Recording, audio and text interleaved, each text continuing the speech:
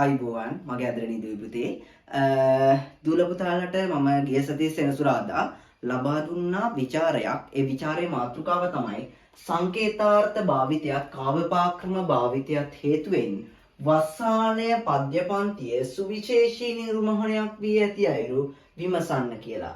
එතකොට එකක් සංකේතාර්ථ භාවිතය, අනිත් එක කාව්‍යපාක්‍රම භාවිතයක් පිළිබඳ තමයි මම ඔයාලට දුන්න විචාරය. සංකේතාර්ථ භාවිතයත් කාව්‍යපාක්‍රම භාවිතයත් හේතුවෙන් වස්සානය පද්‍ය පන්තිය සුවිශේෂී නිර්මාණයක් වුණා කියන එක. එතකොට මේ විචාරයේදී දුවේ සංකේතාර්ථ භාවිතය ගැන උද්දෘත පාඨ දෙකකිනොත් කාව්‍යපාක්‍රම භාවිතය උද්දෘත පාඨ දෙකකිනොත් අපි විස්තර කළ යුතු වෙනවා.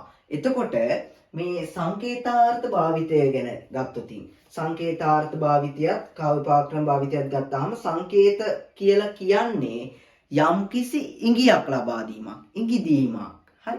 සංකේතාර්ථ භාවිතය කියනවා සංකේතාර්ථ පද්‍ය තුලින් යම්කිසි ඉඟියක්, පද්‍ය තුලින් යම්කිසි ඉඟියක් අපට ලබා දෙනවා. අන්න ඒකට අපි කියනවා සංකේතාර්ථ කියලා. ඒ වගේ මේ ප්‍රශ්නේ තියෙන අනිත් එක තමයි කාව්‍යපාක්‍රම භාවිතයත්. එතකොට මෙන්න මේ කාව්‍යපාක්‍රම කියන එකට මම දැනට ප්‍රශ්නේ මකනවා, ඔයාලගේ ප්‍රශ්න තියෙන නිසා. එතකොට පැටව ඒ වගේම පුතේ කාව්‍යක අපිට කතා කරන්න පුළුවන් මෙන්න මේ දිශානතීන් වලදී ආකෘතිය, උපමා රූපක, සංකේත, ඊට පස්සේ ඒක සංයමය, භාෂාව, චිත්‍රූප, ඔය වගේ බොහෝ දේවල් අපිට පද්‍ය කතා කරන්න පුළුවන්. එතකොට මේ පද්‍යදි මම කී ලෙසම සංකේත කියනවා අපි ඉඟිදීමක්. එතකොට වස්සානයේ පද්‍ය පන්තියේ රචකයා, කතුවරයා පද්‍ය පන්තිය තුලදී ඔහුගේ ජීවිතය ගැන හෝ වෙනත් පාරිසරික වස්තුන් පිළිබඳ හෝ පාරිසරික සිදුවීම් ගැන හෝ ඔහුගේ ඒකට අපි කියන්නේ මොකක්ද, ඔහුගේ තමන් පිළිබඳ හෝ එළියට ලබා දීමේදී ඔහු සංකේත භාවිතා කරලා තිනවා. යම්කිසි ඉඟිදීමක් ලබා දීලා තියෙනවා. එතකොට අපිට මේකේ අනිත් ප්‍රශ්නය තමයි කාව්‍ය උපක්‍රම භාවිතයේදී අපිට ගන්න පුළුවන් කාව්‍ය උපක්‍රම. මේ කාව්‍ය අලංකරණය කිරීම සඳහා කාව්‍ය උපක්‍රම යොදාගෙන තියෙනවා. දැන් පුතේ මේ කාව්‍යයේදී සිත් දැන් අපිට මෙහෙම ගන්න පුළුවන්. උදාහරණයක් විදිහට ගත්තොත් මෙන්න සිත්තරෙක් සුදුසු වර්ණ සුසංයෝගයේ, සිත්තරෙක් සුදුසු වර්ණ සුසංයෝගයකින් සිතුවම පාට කිරීමට සිත්තරෙකුට වර්ණ සංයෝගයක් උමනා කරනවා වගේම කවියෙකුට කාව්‍යකරණය සඳහා භාෂාව ඊතරම්ම වැදගත්. භාෂාව තමයි මේ කාව්‍යපාක්‍රම කරගන්නේ. එතකොට භාෂාව නොමැති නම් කවියක් එතන නැහැ කියලා අපිට කියන්න පුළුවන්. එතකොට මේදි දැන් අපිට උපමා රූපක යොදාගෙන තියෙන පුළුවන් ව්‍යංගාර්ථ, ධනිතාර්ථ, එතකොට ඒ වගේ දේවල් යොදා ගන්න පුළුවන්. එතකොට භාෂාව ගත්තා සරල බස්වහර තියෙනවා, ව්‍යංග බස්වහර තියෙනවා, ව්‍යංගාර්ථ පූර්ණ බස්වහර තියෙනවා. ඒ වගේ ගන්න පුළුවන්. එතකොට සරල කාටත් අවබෝධ කර ගැනීමට පුළුවන් විදිහේ භාෂාවකින් කියලා තියෙනවා නම් ඒකට කියනවා සාරපූර්ණ භාෂාව කියලා කියනවා නේද? අපි සාරපූර්ණයි කියලා කියනවා. එතකොට අන්න ඒ වගේ මේ භාෂා ලක්ෂණ මෙතෙන්දී අපිට දැක ගන්න පුළුවන්. හරිද? එතකොට අපි ගමු දැන් ඔයාලගේ මූලික හැඳින්වීම් විස්තරය කරලා අවසන් වෙලා ප්‍රශ්න එකතු කරලා මෙන්න අපි එනවා ඔයාලගේ කවිය විස්තරයට. මුල්ම කවිය අපිට තියෙනවා මොකක්ද? මම ඔයාලට ගන්න කියලා කිව්වා. ඔය දෑල දොඩමළුවේ සුවඳ බැරුවායින්ට නිල් වතුර තුරුළු කර කෙසේ නම් අතහැර යම්ද? කෙකටියා පඳුර සුදු මල් පොකුර වඩාගෙන සුඳුර නුඹ වාගේම හිනහේ මායක කියන මේ පද්‍ය කොටස. මේක ගත්තහම පුතේ බලන්න. ඔය දෑල දොඩමළුවේ සුවඳ බැරුවායින්ට. ඔය දෑල දොඩමළුවේ සාමාන්‍යයෙන් පැටව දැන් ඔය දෑල දොඩමළුවේ කියන එකකින් අපිට සංකේතාර්ථවත් කරනවා ලොකු කාලයක් වර්ෂාවක් නොමැතිව ඉඳලා දීර්ඝ ශුෂ්ක කාලයකින් පසුව මහවැසි ඇද වැටිලා ගංගාවට ගංගාව පිරලා යනවා කියලා. මේ ගංගාව පිරලා තියෙන බවට උදාහරණයක් අපිට දෙනවා දෑල දොඩමළුවේ. ඉවුරු දෙක දොඩමළු වෙනවා කියන්නේ ඉවුරු දෙක යා වෙලා කියන එක. ඉවුරු දෙක යා වෙන්න නම් ගඟ පිරෙන්න ඕනේ. ගඟ පිරෙන්න නම් වැහි වහින්න ඕනේ. ඒ වගේම තමයි සුවඳ බැරුවායින්ට සුවඳේ ඉන්න බැරි වෙන්නේ ඇයි? සුවඳ ඉන්න බැරි වෙන්නේ ඇයි පුතේ? සුවඳ හමන්න නම් වර්ෂා වැහැලා මල් පිපෙන්න ඕනේ. අන්න මල් වල සුවඳ තමයි එන්නේ. වගේම නිල් වතුර තුරුළු කර කෙසේනම් අතහැරයම්ද? නිල් වතුර තුරුළු කර. එතකොට මේ වතුර ඊතරම් පිරිසිදුයි. නිල් කැටයක් වගේ අපි කියන්නේ නිල් කැටේ වගේ වතුර තියෙනවා කියලා අන්නේ වගේ අදහසක් දෙන්නේ. නිල් වතුර තුරුළු කර කෙසේනම් මේ ඒ කියන්නේ ග්‍රීෂ්මය නිවිලා ග්‍රීෂ්මය නිල් වතුර තුරුළු කර කෙසේනම් අතහැර යම්ද? ග්‍රීෂ්ම අධික තිබුණු ඒ හුලන්දාය මොනරාගල ප්‍රදේශයේ දැන් ග්‍රීෂ්මය නොමැති. ග්‍රීෂ්මය ගිහිල්ලා. ඒ වගේම මෙන්න වැදගත්ම සංකේතාර්ථය අපිට මෙතන තියෙන වැදගත්ම සංකේතාර්ථය වැදගත්ම ඉඟිය අපිට මේක කතා කරන්න පුළුවන්. කෙකටියා පඳුර සුදු මල් පුකුර වඩාගෙන. කෙකටියා පඳුරක් මල් පුකුර වඩාගෙන ඉන්නේ නිකන් කෙකටියා පඳුරකින් මල් පුකුරක් උදුරා ගැනීමට අමාරුයි. හරිද? ඒ වගේ මෙන්න මෙයාට මතක් වෙනවා මෙයාගේ සිය භාර්යාව. Tamanගේ සිය භාර්යාව කෙකටියා පඳුරකට උපමා කරලා තියෙනවා. සංකේත කරනවා. සංකේතාර්ථ දක්වනවා. Tamanගේ බිරිඳව කෙකටියා පඳුරකට. ඒ වගේම කෙකටියා පඳුරේ තියෙනවා සුදු මල් පුකුරක්. ඒකට Tamanගේ දුව රත්නශ්‍රී විජේසිංහ කවියා සංකේතාර්ථව දක්වනවා. එතකොට Tamanගේ භාර්යාව සහ දුවණිය මෙතන සංකේතාර්ථවත් කරලා තියෙනවා. ඒ වගේම සොඳුර නුඹ වාගේම හිනෙහියමායික. එතකොට මෙයාට මේ කෙකටියා පඳුර දිහා සහ ඒ මල් පුකුර දිහා ඕනෙම පුද්ගලයෙකුට බලනකොට මේකේ දෘෂ්ටි කෝණයෙන් බලනකොට අපට යම් කිසි සතුටක් දැනෙනවා. මම කියන්නේ ඔයාලට ඕලු නෙළුම් මානෙල් මල් වර්ගයක් කියමු. ගඟක ඇලක දොලක පිපිලා තියෙනවා දැක්කහම හිතට යම් කිසි ප්‍රබෝධයක් ඇති වෙනවා. අන්නේ ප්‍රබෝධය තමයි මෙතන කවියා දක්වන්නේ සොඳුර නුඹ වාගේම හිනෙහියමායක කියලා. එතකොට එයාට භාර්යාව විදිහට දකිනවා වගේම මේ මල් දැකීමෙන් නැතිවන ප්‍රබෝධය එයා සංකේතාර්ථවත් කරනවා, සමාන කර දක්වනවා එයාගේ භාර්යාව සහ දරුවා හට. ඒ වගේම මෙතන එහෙම කතා කරන්න පුළුවන්. ඒ වගේම අපිට පුළුවන් හුලන්දාවේ සමීපයට ගිහිල්ලා හුලන්දාවේ පාසලේ දරුවන්ට අධ්‍යාපනය ලබා දීමේ මහඟු ශ්‍රේෂ්ඨ මෙහෙවර කරනවා අපේ රත්නශ්‍රී විජේසිංහයන්. එතකොට මේ රත්නශ්‍රී විජේසිංහයන් උගන්වන්නේ ගිහිල්ලා දුෂ්කර පාසලට ගිහිල්ලා උගන්වන්නේ Taman ලද අත්දැකීම. ඉතින් අන්නේ අත්දැකීම විස්තර කරනවා කොහොමද? දෙවැට දිග කරදවැල් ආරුක්කු යට සැඟව නිල් කුරුළු බිලිඳු නිදි ඇහැරවන්නේ කුමට? රැගෙන දෝතට පෙරා උණුහුමටදී හිරු එළිය මිහිරි මව් කිරි වගේ පොවන්නේ නුඹලාට කියලා. එතකොට මෙතන බලන්න දෙවැට දිග කරදවැල්. දෙවැට කියන්නේ පාර. පාර දෙපැත්තේ තියෙනවා කරදවැල්. කරදවැල් තියෙන්නේ කොහොමද? ආරුක්කු යට සැඟව. මෙන්න මෙහෙම කරදවැල් තියෙන්නේ මෙහෙම. දැන් ආරුක්කු මෙහෙම මේක මේ පාර කියමු. මේ පාරේ මෙන්න ආරුක්කු මේ මැදින් යන පාරේ මේ ආරුක්කු යට කුරුල්ලෝ කූඩු හදාගෙන ඉන්නවා. හරි මේ ආරුක්කු වල මතකදී ආරුක්කු පාලම ආරුක්කුවක් කියන්නේ මෙන්න මේ. දැන් මේවා උඩ තමයි මේ වැල් දුවලා තියෙන්නේ. වැල් හෙවිලි වෙලා තියෙන්නේ. වැල් හෙවිලි වෙලා තියෙනවා. මේ වගේ යට මේ පාරේ බලන්න කොයිතරම් පරිසරයේ චමත්කාර ජනකයිද කියලා එතන. හරිද? එතකොට ආරුක්කු වැල් හෙවිච්ච මාර්ගයක් යටින් තමයි ගමන් කරන්න තියෙන්නේ පාසලට. බලන්න පාසල දුෂ්කර ප්‍රදේශ වුණත් කොච්චර අලංකාරයක් මෙතන තියෙනවා. ආරුක්කු යට හැංගිලා ඉන්නවා. මොනවද? කුරුල්ලු පැටව් දාලා තියෙනවා. ආරක්ෂිතභාවය. හරිද? එතකොට දෙවැට දිග කරඳවැල් ආරුක්කු යට සැඟව නිල් කුරුළු බිලිඳු නිදි හරවන්නේ කුමට? හරි ආරුක්කයට කුරුල්ලෝ නිදාගෙන ඉන්නවා. මේ කුරුල්ලන්ට සංකේතාර්ථවත් කරන්නේ හුලන්දාවේ පාසලේ ඉන්න දරුවන්ව නිල් කුරුළු බිලිඳින දිහිරා නිල් කුරුළු බිලින්දන්ට නිල් කුරුළු පැටව් බිලිඳු පැටව්. හරිද? මොකද සතුන් ඇවිල්ලා කුරුල්ලෙක් ගත්තාම Tamanගේ දරුවන්ව ආරක්ෂා කරන විදිහත් අපිට මෙතන සංකේතාර්ථව කියලා තියෙනවා. නිල් කුරුල්ලෝ නිදාගෙන ඉන්නේ කොහොමද කියලා.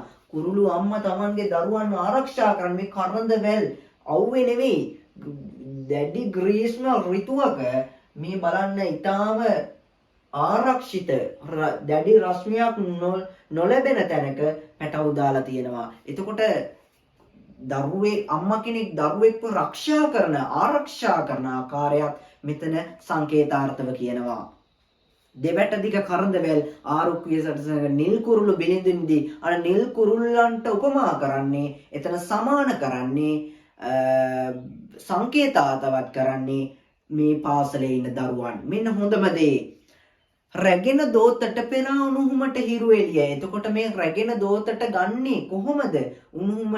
උණුහුමට ගන්නේ. එතකොට මේ රත්නාශ්‍රී විජේසිංහ ඒ ගුරුවරයා කොහොමද මේ කවියා තමන්ගේ ඒ දරුවන්ට උගන්වන්නේ මහත් සෙනෙහබර ආදරයකින්, මහත් සෙනෙහබර කරුණාවකින්, මහත් ස්නේහයකින් තමයි බලන්න උණුහුමට තමයි ගන්නේ. උණුහුමට ගන්නේ අමහත් ආදරයකින්. හරි මහත් උණුහුමකින් අරගෙන රැගෙන දෝතට පෙර උණුහුමට හිරු එළිය සංකේතාර්ථවත් කරනවා පුතේ. ප්‍රඥාවට තමන් ලද ඒ කියන්නේ රත්නශ්‍රී විජේසිංහේ ආචාර්යතුමා ලද දැනුම තමන්ගේ හුලන්දාවේ ඉන්න පාසලේ දරුවන්ට ලබා දීම පිළිබඳව මේ කතුවරයා මේ රත්නශ්‍රී විජේසිංහයන් විසින් උපමා කරනවා, සංකේතාර්ථවත් කරනවා. මොනවද? හිරු එළිය. මොන වගේද? එතකොට මේ අධ්‍යාපනයට දෙන තැන, අධ්‍යාපනය උගන්වන්නේ කොයිතරම් ශ්‍රේෂ්ඨ භාවයකින්, කොයිතරම් උතුම් විදිහට කියන එක අපිට මිහිරි මව්කිරි කියන්නේ මහා උතුම් දෙයක්, උතුම්ක දෙයක්. එතකොට අන්නේ මිහිරි මව්කිරි වලට සමාන කරනවා මේ අධ්‍යාපනය. අන්න ඒ වගේලු උණුහුමට අරගෙන මිහිරි මව්කිරි පොවන වගේ අම්මා කෙනෙක් Tamanගේ දරුවව අරගෙන උණුහුමට තියාගෙන මිහිරි මව්කිරි පොවනවා වගේ තමයි මෙයා Tamanගේ පුලන්දාවේ ඉන්න පාසලේ දරුවන් ආදරෙන් ළඟට අරගෙන මේ දරුවන්ට අධ්‍යාපනය ලබා දෙන්නේ. එතකොට එතනත් සංකේතාර්ථවත් වෙනවා. ඒ වගේම අපිට ඊළඟට කතා කරන්න තියෙන එක තමයි කාව්‍ය උපක්‍රම කියලා කියන්නේ මොනවද? කාව්‍ය උපක්‍රම වලට ගන්නේ මම කලින් කිව්වා වගේම කාව්‍ය උපක්‍රම වලට ගන්න පුළුවන් අපිට භාෂා භාවිතය ගන්න පුළුවන්. ඒ වගේම සජීවත්ව ආරෝපණය ගන්න පුළුවන්. ඔව් ඒවා දැන් මම දාකලා කවිය දාවලට ගොඩාක්ම කියලා දුන්නේ සජීවත්ව ආරෝපණය යොදා ගන්න කියලා. සජීවත්ව ආරෝපණයක් එතන තියෙනවා. සෙනෙහ පිරී ගිය ඔබේ නයන නිල් පොකුණ වැසි නිල්ලන මොකක්ද කියන්නේ? සෙනෙහ පිරී ගිය ඔබේ නයන නිල් පොකුණ දිය නිලන වැසි සමේ රැලි නගා උතුරාය. තඹරපෙති අතරහෙල් මැලි රේණු වැසි වසින ඔබ සිනහවෙන් නිවේ හුණුව ගිය ලේනහර. එතකොට බලන්න පුතේ සෙනෙහ පිරී ගිය ඔබේ නයන නිල් පොකුණ මේ කතුවරයා මේ ගංගාව පිරලා ඉතිරිලා තියෙන යන විදිහ දකින්නේ එයාගේ භාර්යාව සෙනෙහසින් පිරීලා ඉතිරිලා යන සෙනෙහ පිරී ගිය ඔබේ නයන නිල් පොකුණ මේ භාර්යාවගේ S2 නිල් S2 භාර්යාවගේ නිල් S2 දැන් S සාමාන්‍යයෙන් සතුටට අඬනවා දුකටත් අඬනවා. අපිට මේකේ දෙපැත්තම කතා කරන්න පුළුවන්. හැබැයි මෙතන වැඩිපුරම අපිට ගන්න පුළුවන් සෙනෙහ පිරී ගිය ඔබේ නයන නිල් පොකුණ කියනකොට. එතකොට කතුවරයා මේ රත්නශ්‍රී විජේසිංහයන් දීර්ඝ කාලයකට පස්සේ Tamanගේ ප්‍රියම්බිකාව සහ දුවනිය බලන්න ගෙදරට යනකොට සමහරට ඒ භාර්යාවට ඇස්වල මෙයා දැක්කහම සෙනෙහස වැඩිකමට ඇස්වල කඳුළු පිරෙන්න පුළුවන්. ඒක කියනවා මෙතන සෙනෙහ පිරී ගිය ඇගේ නයන නිල් පොකුණ. එහෙම නැත්නම් අපිට තව තැනක් කියන්න පුළුවන් රත්නශ්‍රී විජේසිංහන් ගෙදරින් පිටත් වෙලා හුලන්දාව ප්‍රදේශයට යනකොට එයාගේ ඇස් සෙනෙහසින් බර වෙලා කඳුළෙන් පිරෙන්න පුළුවන්. එතකොට අන්නේ දෙපැත්තම අපිට මෙතන ගන්න පුළුවන්. සෙනෙහ පිරී ගිය ඔබේ නයන නිල් පොකුණ රැලින් දිය නිලන වැසි සමේ රැලි නගා උතුරාය. දිය නිලන වැසි සමේ. එතකොට මේ වර්ෂාව කාලයේදී උලන්දාවේ පිරලා ඉතිරලා යන ආකාරය එයා සමාන කරනවා එයාගේ භාර්යාවගේ ඇස් දෙකට. හරිද? භාර්යාව සෙනෙහසින් පිරලා ඇස් දෙකෙන් කඳුළු ගලා යන විදිහ. ඒ වගේම රැලි නගා උතුරාය. රැලි නගා උතුරලා යනවා. එතනින් අපිට භාෂාව බලන රැලි නගලා උතුරලා යනවා. එතකොට ගඟ හොඳට පෝෂණය වෙලා. ඒ වගේම තමයි තඹරපෙති අතරහෙල් මැලි රේණු වැසි. ඔව් තඹරපෙති අතර හෙල් මෙලි රේණු වැසි වසින. ඕලු නෙළු මානිල් මල් පිපිලා. ඒ වගේ බලන්න හෙල් මෙලි රේණු මේ වගේ රේණු වැහි වහිනවා. වැහි වහින් මේ හුළඟට රේණු උඩට ගිහිල්ලා නැවත වැටෙනවා ගඟටම. ඒක මෙයා අදහස් කරනවා වැහි වහිනවා කියලා. එතන නව ප්‍රාණයක් ලබා දුන්න ආකාරයක් පෙන්වනවා. ඒ වගේම තමයි ඔබෙනිය සිනහ වෙන්නේ වේ හුණුව ගියලේන හර.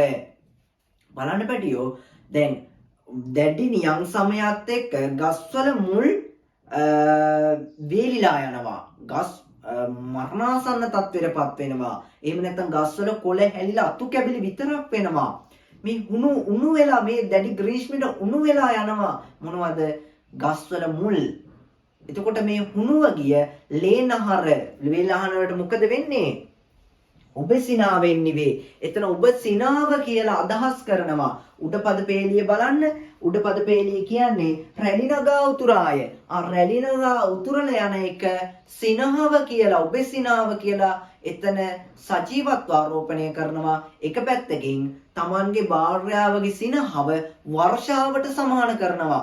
වර්ෂා ඔබ සිනහ වෙන්නේ වේ හුණුව ගියලේ නහර.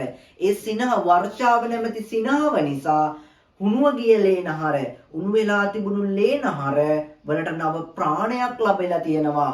හුණුව ඔබේ සිනාවෙන් නිවිලා ගිහින් තියෙනවා. හුණුව ගියලේ නහරේ මොනවද? ගස්වල මුල් වලට ගස්වලට නව ප්‍රාණයක් ලැබිලා තියෙනවා. හරිද?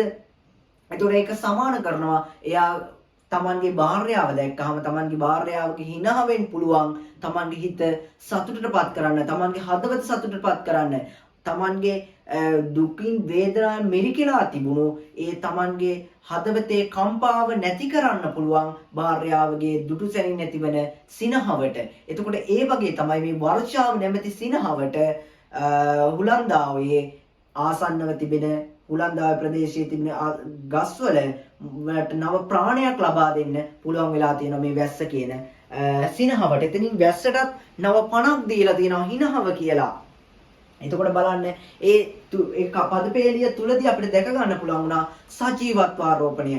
නව පණක් ලබා දීලා තියෙනවා. නව පණක් අජීව වස්තුන්ට සජීවත්ව ආරෝපණය කිරීම අපි කියනවා උත්ප්‍රේක්ෂාලංකාරය කියලා. අන්නේ උත්ප්‍රේක්ෂාලංකාරයේ පොඩි අදහසකුත් මෙතන තියෙනවා. එතකොට එතන එක් කාව්‍ය පාක්‍රමයක් එතන අපි කතා කරා. එතකොට අනිත් කාව්‍ය පාක්‍රමය වෙහිවලා කුළු රංචු කඳුමුදුන් වල ලගින දැන්නේවි තැනිබීමට සීතලයි මගේ හිතට වැසි සමේ රෑ ඇඳේ සිහිනයක් වී ඉන්න ඔබ එන්නේ ඉතින් මගේ හෙට දවස මට දෙන්න. එතෙන්දි බලන්න වෙහිවලා කුළු රංචු කඳුමුදුන් වල ලගින සාමාන්‍යයෙන් ලගින්නේ පණ තියෙන කෙනෙක් නේද අපි කියනවා. දැන් ගමේ ගොඩේ අපි කතා කරන විදිහට සතුන් ලගිනවනේ. සතුන් තමයි ගොඩක් දුර ලගිනවා කියලා වචනේ භාවිතා කරන්නේ. එතකොට වැහිවලාකුල ප්‍රාණය නිරුද්ධ වූ එකක්. නිරුද්ධනේ ප්‍රාණය නෑ අප්‍රාණිකයි. සමාජයට ප්‍රාණය නිරුද්ධ වුණා කියන එක ඒක වැරදීමක්. එතකොට අප්‍රාණික වස්තුවක් වැහිවලාකුළු රංචු කියන එකට. එතකොට වැහිවලාකුළු රංචු අපි දකිනවා සතුන් රංචුවක්, කුළුණු රංචුවක් වෙන්න පුළුවන්. මුව රංචුවක් වෙන්න පුළුවන්. වැහිවලාකුළු රංචුවක් වෙන්න පුළුවන්ද? බෑ. අන්න නව ප්‍රාණයක් දීලා තියෙනවා එතන. එතන නව ප්‍රාණයක් දීලා තියෙනවා. වැහිවලාකුළු රංචු කඳුමුදුන් වල ලකිනවා.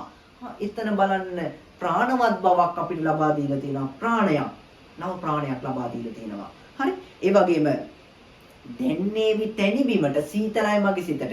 එතන නම් අපිට ලොකු දෙයක් ගන්න නැහැ. නමුත් අපේ හිතට වැහිවලා ආසන්නය වෙනකොට අපේ හිතට පොඩි චමත්කාරයක් දෙනවා. අන්නේ චමත්කාරය දනවන්න තමයි එතන උත්සාහ කරලා තියෙන්නේ. වැසි සමයේ රෑ ඇඳේ සිහිනයක් වී ඉන්න. මෙන්න මෙතන ධ්වනිතාර්ථවත් වෙනවා. හරි? උඩ දෙකේ ධ්වනිතාර්ථවත් වෙනවා එතන වැහිවලා කුරංචු කියන එකෙන් ඒ ටික. එතකොට මෙතන ධ්වනිතාර්ථවත් වෙනවා.